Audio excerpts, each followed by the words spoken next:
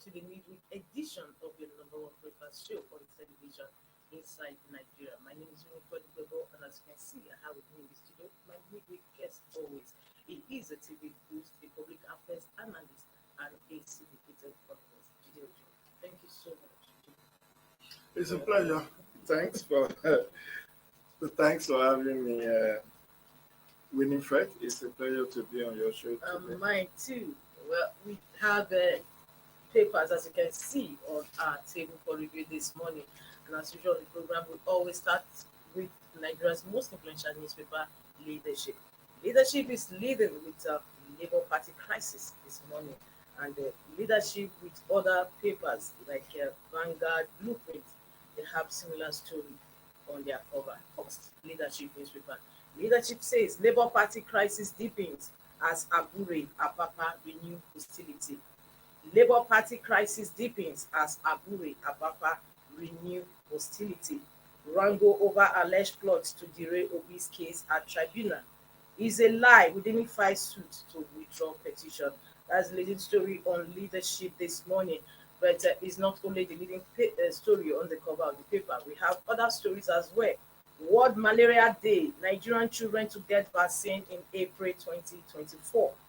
World Malaria Day. Yesterday was a World Malaria Day, and it's a global day whereby awareness is drawn to the head scourge, malaria. World Malaria Day. Nigerian children to get vaccine in April 2024. Agora policy list reform options for the next government.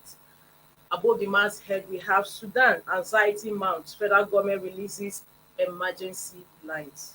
First quarter cash crunch to weaken Nigeria's growth in 2023, according to Fitch.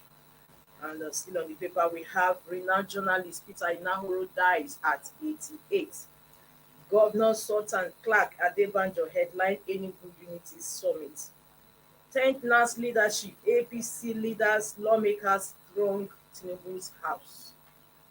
And our stand, I just want us to go to page 3 of the leadership. Leadership says, states and electricity generation. States and electricity generation. I don't know if anyone has noticed it. The electricity situation in the country has worsened in the past 2 weeks, and of course, there seems to be no end to it. And on the back page of Leadership, we have the Wednesday column, Nigerian youths and women need to soar higher. Nigerian youths and women need to soar higher. From Leadership, we move over to the next paper that have similar story, and that is Vanguard. Vanguard says, polls, Obi's case threatened as Labour Party factions fight dirty. Polls, Obi's case threatened as Labour Party factions fight dirty. Apapa seeking to scuttle Obi's petition against Tinubu Abure. Puts judiciary, DSS, police orders on notice. Is cheap blackmail Apapa.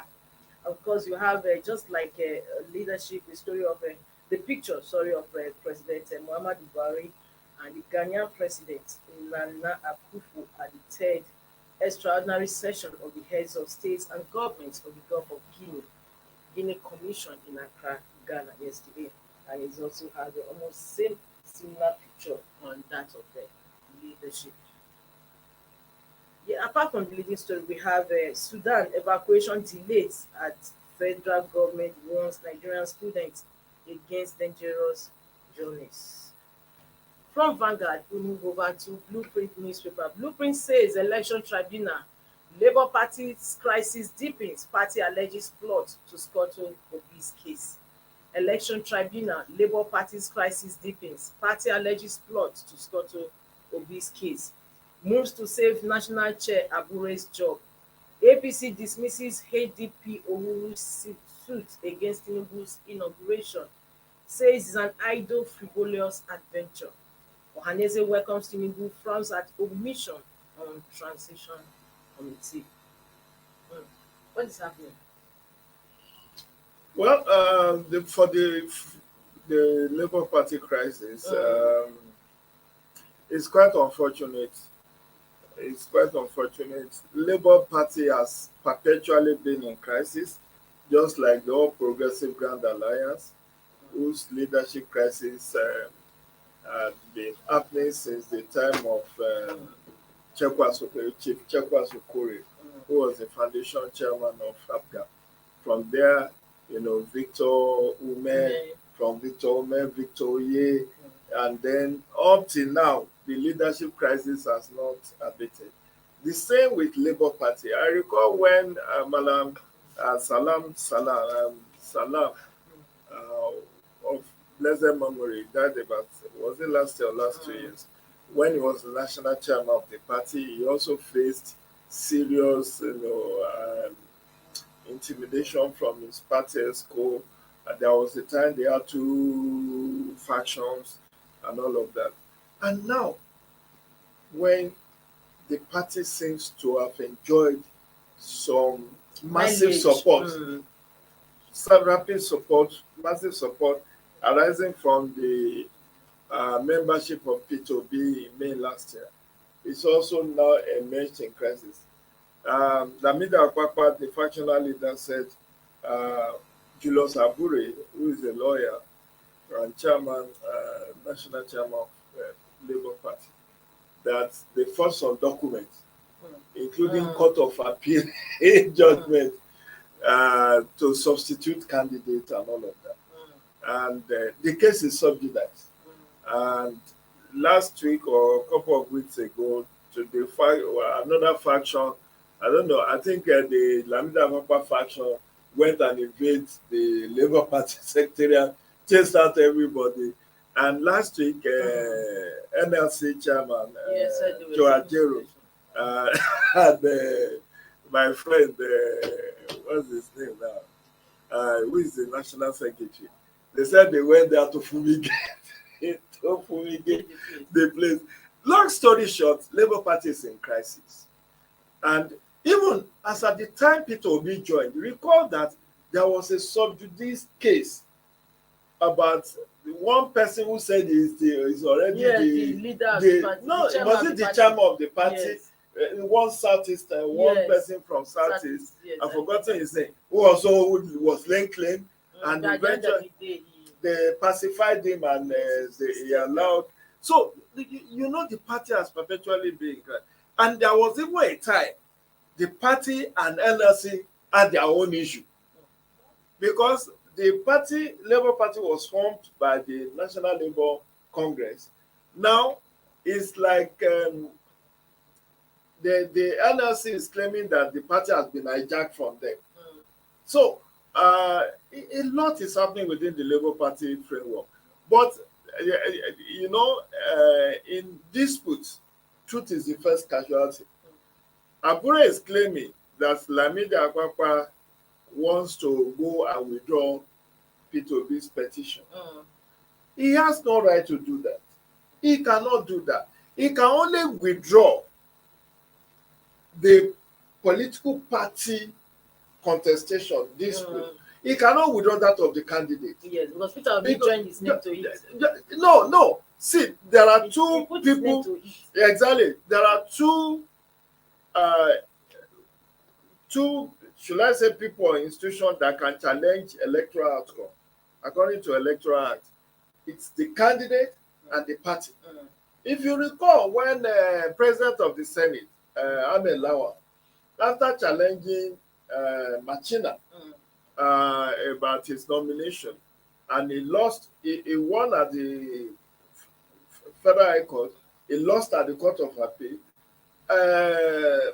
Ahmed Lawan said he's not interested in appealing. Yes, but APC as a party said, no, we will go. Even if you are not going, we will go. Because the law recognizes the party and the candidate, even as separate institutions. So even if Apapa withdrew that the party as Labour Party is not interested, P2B can still go ahead with his own, and it will be on a very good ground. There will be the issue of locals will not affect it. No, it won't affect. The issue is that there is that was what also happened in Abda when he was governor. Abda even went ahead to congratulate Ngige that time that they were not part of it any longer. So he you went can ahead, see, and after 3 years, he still got politics is a game of intrigues, and it just doesn't look, because anyway, the way Labour Party crisis is going, they will lose a lot of members because one, they have lost the presidency. Now the party is not cohesive. And one grant, and this is the fear they should know. One grant that Section 68, subsection 1G of the Constitution of the Federal Republic of Nigeria 1999 gives for people to defect is if there is crisis within the party, particularly at the national level. Now, the Labour Party crisis is at the national level. And one thing shocked me yesterday, I don't know if you follow the story. In Imo State, House of Reps member elect are already defecting to APC. PDP members. PDP and ABGA, three of them, three PDP and ABGA members already, they have not even been inaugurated though. It's not allowed in the electoral act. So, I really don't, that's the more you look, the less you see. These people have not been inaugurated. Now they are defecting to APC. And I know, and I said this in one other interview I had. I said, look, my fear for opposition parties is that many of their members may defect. Because, like the Labour Party now, if it doesn't put its house in order, most of the members that are elected under the Labour Party platform, after inauguration, if the elders of the party does not find a way of amicably resolving the leadership party crisis, APC will poach many of its members. Because what APC is looking for is two-thirds. And they don't currently have two-thirds in the Senate and House of Reps. They have 60 seats in the Senate. I don't know how many, I think 170 something in the House of. So in the two houses, they don't have.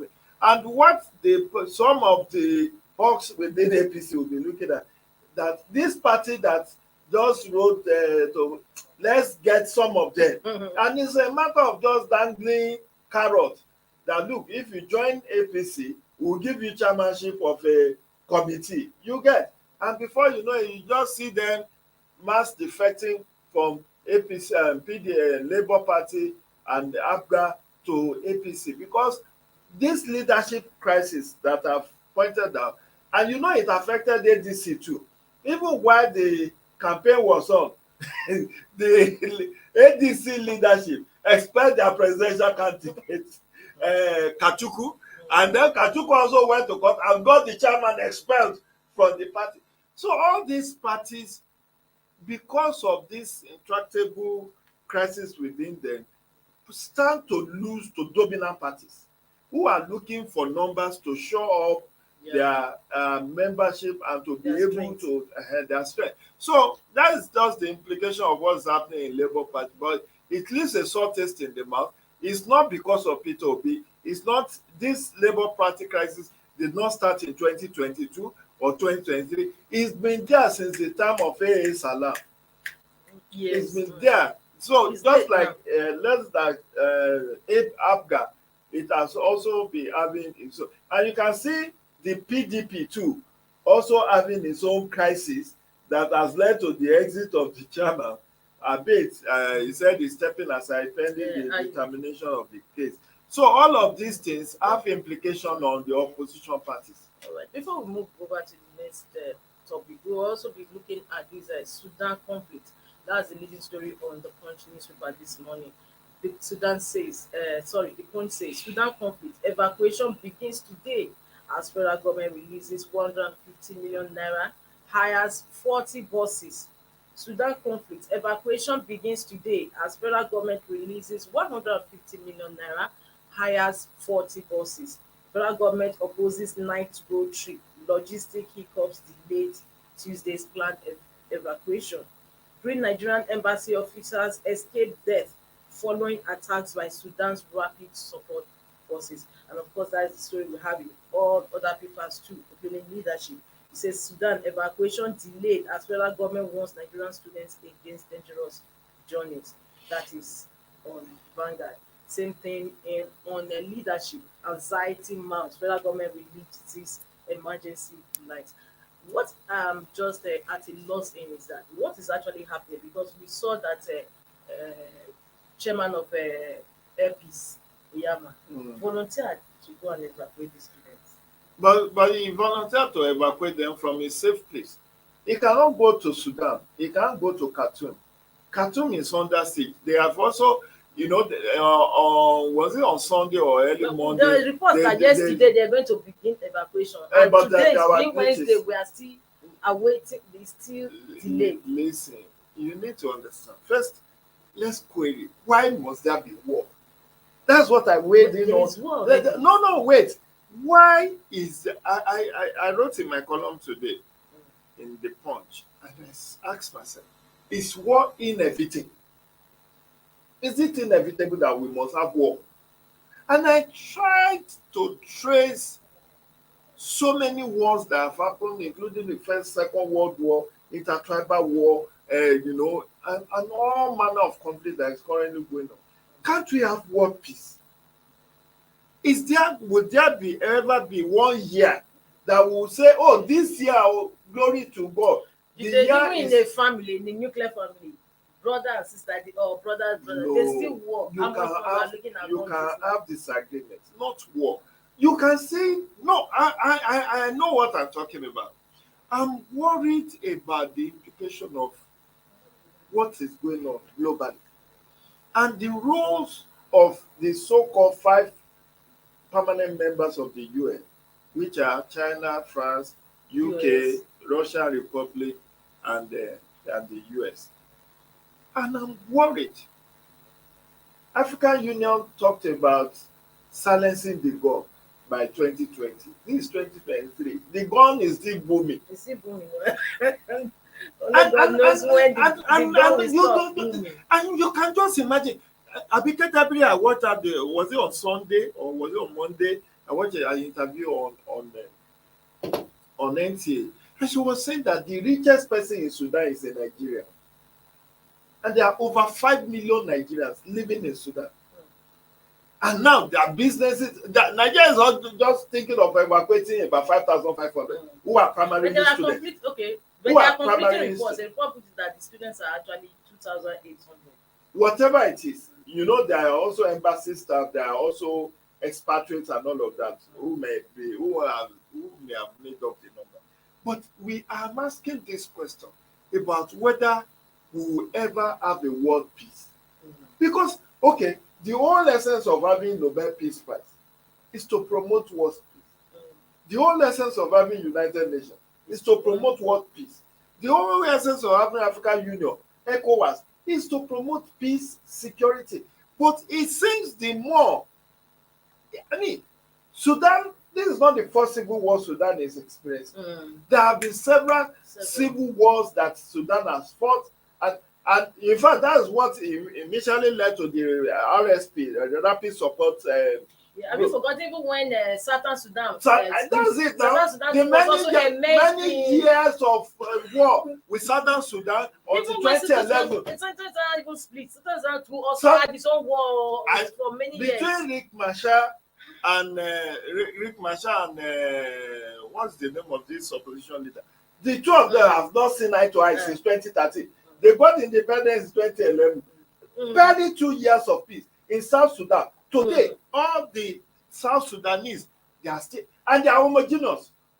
They are predominantly Christians. Yes, they were crying domination under Sudan, under Omar al-Bashir. Now, you pushed out, I think the civilian population in Sudan will be regretting their action now, chasing out Omar al-Bashir.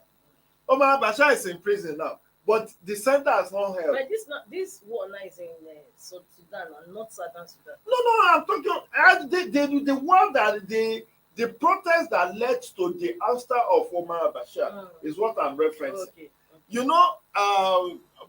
Was it like 4 years ago, this civil disobedience protest started in April of 2019 or 2020, and then it went on to the extent that the civil populace in civil society in Sudan occupied the military barracks and protested against the continued leadership of Omar al-Bashir, who was, as at then, even declared wanted by the International Yes. Criminal Court. Yes. Now they got the man out. Everybody And jubilated. the report I read said it was just on basis of increase of bread prices. Oh. That's how the populace moved against him.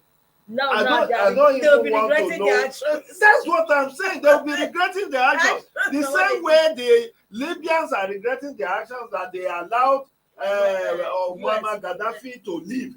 The same way, Egypt is lucky because after pushing out Hosni Mubarak, There was Abdul a little Fattah bit of Sisi. unrest. Oh, When yes, there was a season of unrest, unrest, but at least that they were able to Egypt manage has it. stabilized. Yes. But I'm asking, what's the role of international? Because I've also read that this is also about resource control.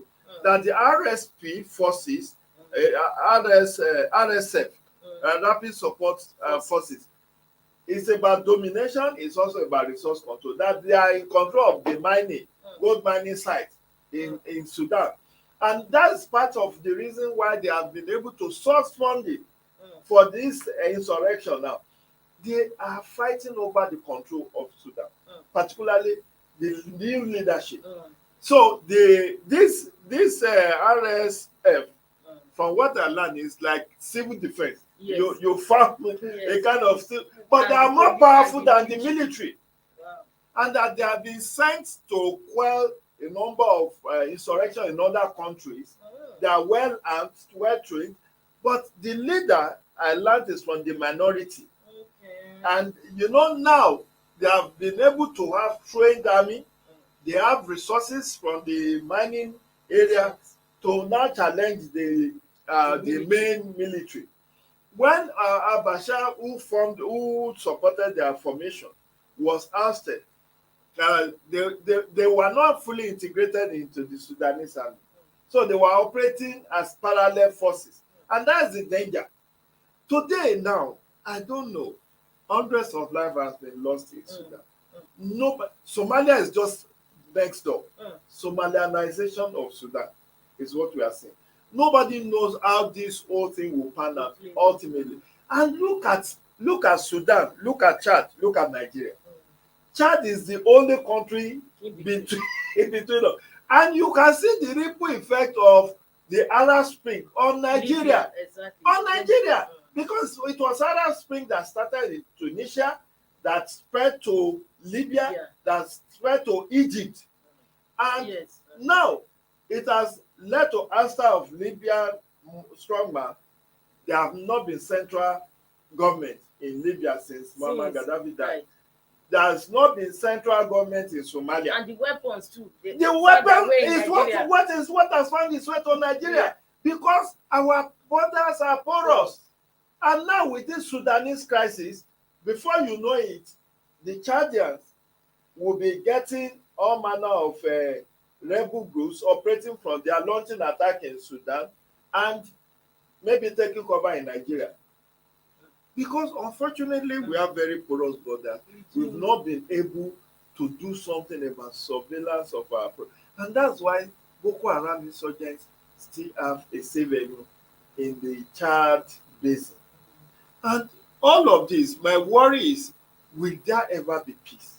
When I see somebody celebrating 78th birthday, 88th birthday, 90th birthday, I wonder how they manage to live that long. Because look at lives that have been cut short. Not that they were sick. In fact, this morning, Winifred, wait, this morning before I came here, I was watching CNN. One medical doctor who was going to hospital to do dialysis on a patient was shot dead. On his way. They just stopped in Sudan. And talking of Sudan this morning, he was just going to attend to patients. He's not. So the man left his house. The rebels stopped him. Maybe they identify him as, now it's about we and them. We don't know whether it also has ethnic coloration. So maybe the doctor is from the opposing. Not that he's involved in the conflict. They just shot him dead. They just shot him dead. Going to attend to a patient who needs dialysis.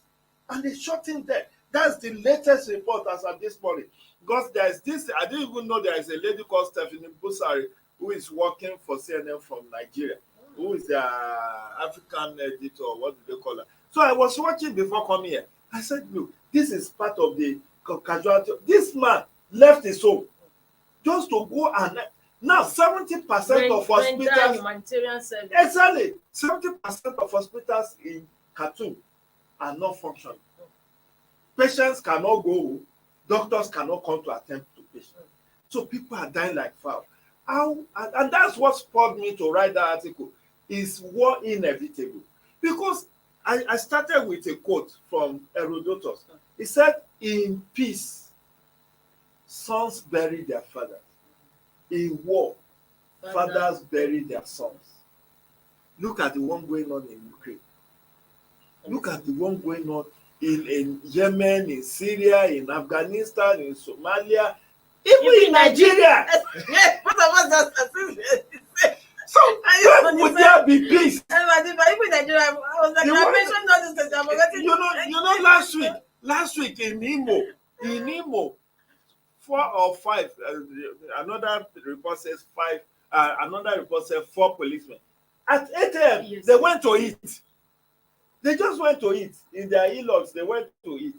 And as they were eating, these boys came and killed 2. 2 ran into a shop close by. Maybe those rebels, I don't know, unknown government, let's call them. They now went after those ones. Maybe those couple wanted to protect those 2 policemen. But what report has it that the unknown government killed those 2 policemen who ran into that shop and killed the couple who are running that shop. And they have not been found. And they carted away their weapons. And I now ask myself, now we don't know the extent. What about in Nasarawa here, 7 farmers that were killed? I heard that. I mean, so we are what are you even saying now? See. 18,000 Benue residents displaced in April. April alone. Yes. Over 100 deaths in 2 weeks. So are we not at war? December last year, was it December last year? The Punch newspaper published a report. That was Sunday Punch, that over 53,000 people have died since under Buhari, since almost 7 years. So it was on a Sunday report. I'm just and asking. they calculated. I was like, and people are like, oh, these are the ones that were officially deployed. What about all those exactly. Many that nobody knew or cared about. Yes. So I'm just worried about the elusiveness of the world peace. Abuja today is overpopulated. Why? Because of banditry in many rural communities in the northwest and north central. That's why you see a lot of people, there are at some point there are IDP camps here in Abuja, although the NEMA people will say that they are not recognized. But the bandits have, last week I was on a program on NTA Yoruba, and we were discussing rising cost of food prices. And I said, you cannot but expect that to happen. The farmers have to pay access fee to go to their farms, to bandits. Yes. When the produce is enough or is mature for harvest, they have to pay another access fee to harvest their product. So how will prices of goods and services not be expensive? How would the price of tomato, of onions, of rice, of beans not be expensive? So at the end of the day, I just don't know. That's why I celebrate myself every day I'm alive. I said, glory to God. Because life is now so cheap. I make it's so deliberate for me to always thank God. So cheap, so nasty, and so brutish. Yeah, and short. I mean, this Sudanese crisis, I saw it coming. The moment those military were fighting on transition program, initially they formed a kind of hierarchy. After the Omar Bashir was ousted, they formed hierarchy, that's civilian and military, transition committee. But they were supposed to hold the election this year. Now the election cannot even hold in this kind of situation. American, the French, everybody is coming to go and evacuate their own cities. Now, when will law and order be restored into that kind of country? this is a country that have witnessed so many years of war. Can't we just be war weary and say, look, for the sake, because what I see here is ego. I see ego. I see, domination, marginalization, discrimination, all of this, yes, maybe there. But if we look at the long-term effect of this is another country going down the drain. Because now it's just like Somalia. Nobody wants to go to Somalia for anything. Now nobody will want to go to. My greatest fear. We are lucky that after the killing of the former Chadian leader, or is an Abre, or no, the last one, that his son was able to take over and stabilize things. Yes. Because it was the rebel that killed him on the war front. If his son had not stepped in and stabilized the military, Nigeria, the entire northeastern Nigeria will possibly There's something not. wrong with the whole of West Africa. It's the same thing that It's not West Africa, it's Africa. It's African problem. Yes. Because Faso all is this, also, there are so many. no, there Just is what we are facing. It's in even worse Burkina in Faso, Burkina in Faso. Mali, in Guinea-Bissau, in which other country? About 5 countries. I mentioned all of them in my article. But my worry is, will we ever be able to have world peace? Because I really don't know why. And people are ready to sell weapons to this rebel group because they are making blood money. The number of weapons that are being pounded every day by customs. Yes, let's look at other papers we have for menu today. It's quite sad. Just like what you said, will there ever be world peace? That remains to be seen. So let's see what this day is saying this morning. This day says Adamu's APC leaders visit Tinubu, consider South for Senate President, Northwest for Speaker. Adamu APC leaders visit Tinubu, consider South for Senate President, Northwest for Speaker. Other interests also pushing North Central for speakership. Another opposition party asked court to stop Tinubu swearing in 33 days to inauguration. US grants Nigerians permission to protest against presidential coup. The story is on page 11 of this day today. A lot is happening in terms of Ambrose Oworu of HDP, Hope Democratic Party. The man, I don't know whether he just likes to read about himself in newspapers. Because how could you say you won 2019 presidential election and the court is here to declare you officially, and you are now saying that they should not, you now went and filed a case against Tinubu that you should not be inaugurated for 2023 because you are yet to spend your own tenure. I don't know how this man thinks. This man has been a serial failure. His party has been proscribed by INEC. He didn't contest in 2023. You now went to court and said, no, you won in 20. How did you win in 2019? How did you win? But anyway, the courts are there for people to ventilate whatever grounds and grievances they are. But Mr. Ambrose Oworu, and he's a lawyer, interesting. He's a lawyer. But he seems he likes to just read about himself. Just when you think everything is calm around it, he will just go and find one case that will grab the headline. But let's talk about Tinubu's own now becoming a maker of salt. Yes, we are talking about this NAS leadership because it's NAS leadership, but this is the one that interests me most. People sleeping in vehicles now. Oh yes, Daily Sun. That is what Daily Sun has. NAS leadership ministerial post.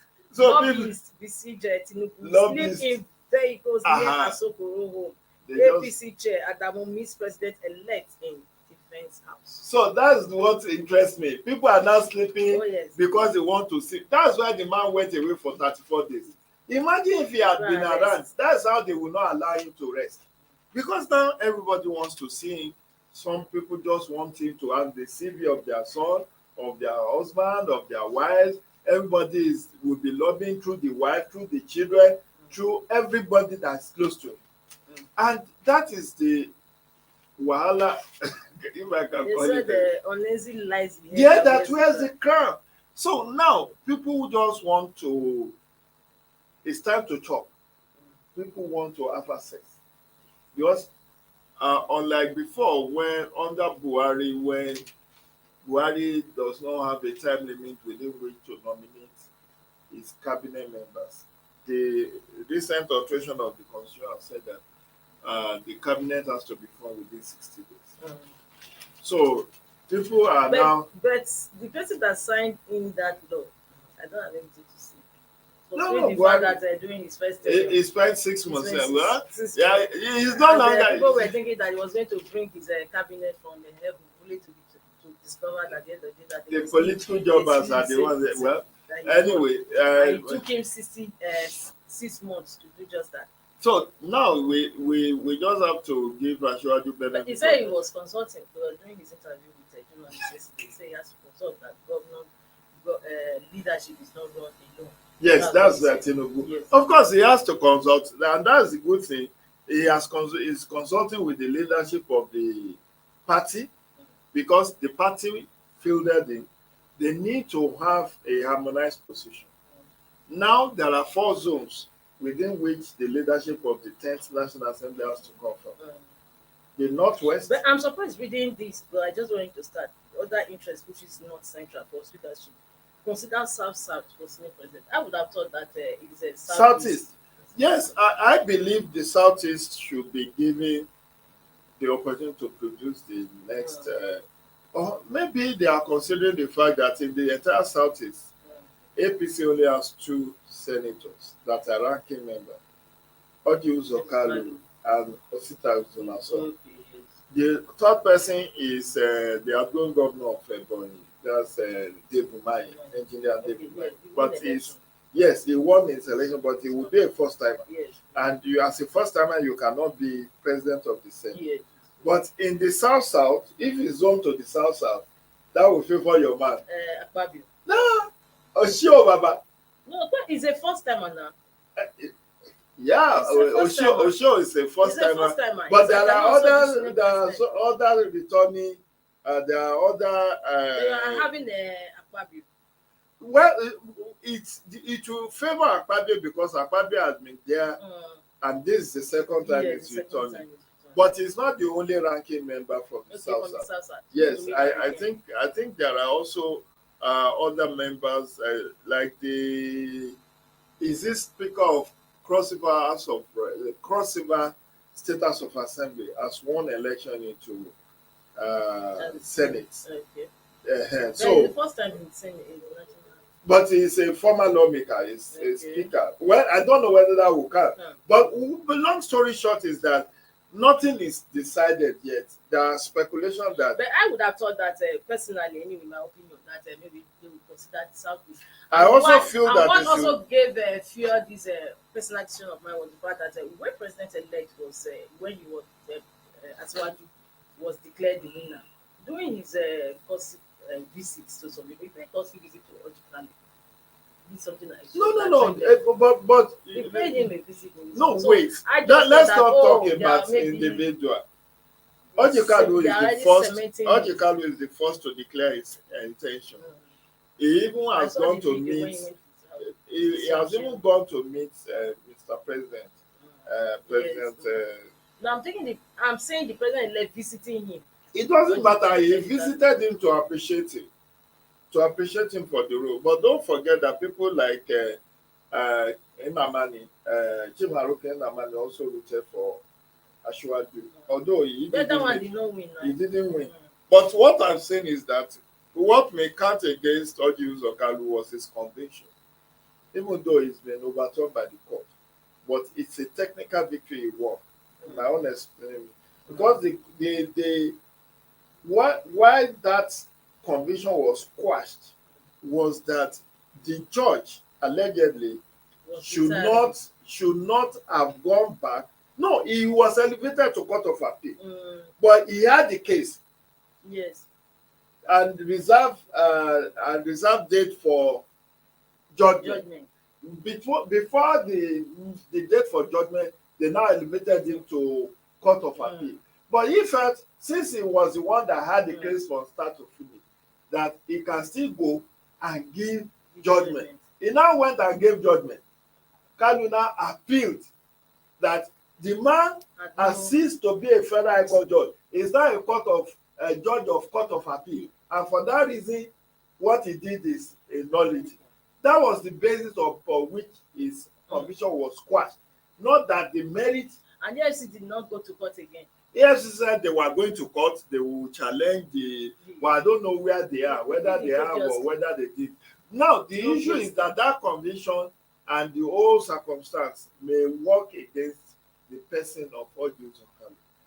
Though in the eye of the law, his conviction has been overturned. But the fact that it's on technical ground, some people may not want, because what the party may be afraid of is if we give the ticket to Kalu and other candidates in the race went and sealed deal with the opposition. You know, like it happened under Saraki, the way Saraki emerged. Because if they say Southeast is OUK, that would be most people. Is the ranking, but Osita Zunaso is also ranking. Yes, because Osita has been in House of Reps, from House of Reps to Senate. This is his second time in Senate. Was National Organizing Secretary of APC at some point. So the issue is that maybe that's what APC leadership sees that made them to say, let's not even bother about giving it to Southeast. Otherwise, there may be crisis because and the man are waking the case. It will be so maybe that's why, but whatever it is, it's just so it's interesting. Just like what you said, yes, something has been trending that that a convict will now be the president of the Senate. So that's why I think the party is trying to be careful. No, it should have been given to Southeast, but there have also been those who said Southeast has produced 7 presidents of Senate out of 14. And Ikwe Ekweremadu has also been deputy president of Senate about 2 or 3 times. So it's not like the Southeast has been marginalized in terms of number 3 position. Remember under Obasanjo, all the Southeast states take turn to produce president of Senate. From Ewanze to Adolphus Wabara to Ken Namani, Okadigbo to Ken Namani ultimately. So 5 of them in 8 years of Obasanjo. So it's not like they have not been there. Then the deputy senate president. You forgot the other one, the SGM. Ayin Pius Ayin. All of them, all the 5 artists produced president of the Senate in 8 years of Obasanjo's presidency. So it's not like they have never really been.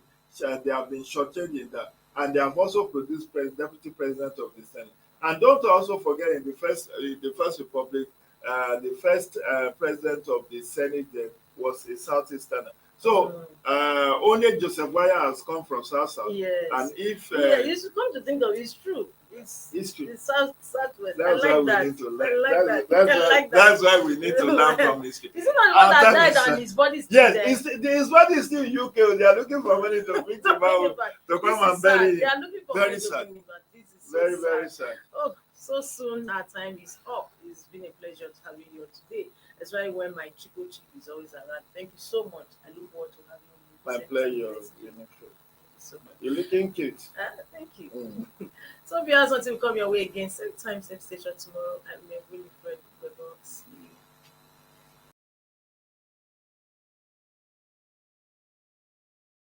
Thank you for watching. For sponsorship and advert placements, please contact 080-3688-6158. Last Word Leadership Podcast Studio. You have the last